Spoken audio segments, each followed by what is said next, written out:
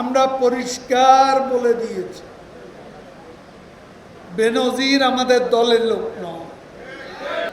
আওয়ামী লীগ শৃঙ্খলা ভঙ্গ করে কাউকে পুলিশ, সেনাবাহিনীর, র্যাবের বড় পদে বা প্রশাসনে বসায়নি।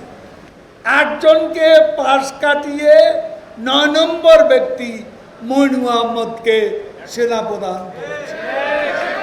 কে করেছে? বেগম খালেদা জিয়া।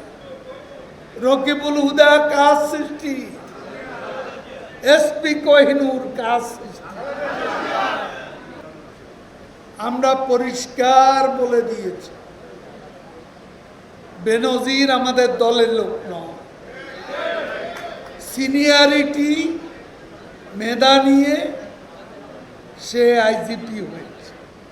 আজিজও আমাদের দলের লোক নয়, সেনাপ্রধান হয়েছে তার যোগ্যতায়, তার সিনিয়রিটি। আমরা তাদের বানাইনি। এখন ভেতরে তারা যদি কোনো অপকর্ম করে, এইটা যখন সরকারের কাছে বিষয়টি আসে, তখন এদের বিচার করার সৎসাহস শেখ হাসিনা সরকারের। আপনাদের সময় কেউ শাস্তি পায়নি।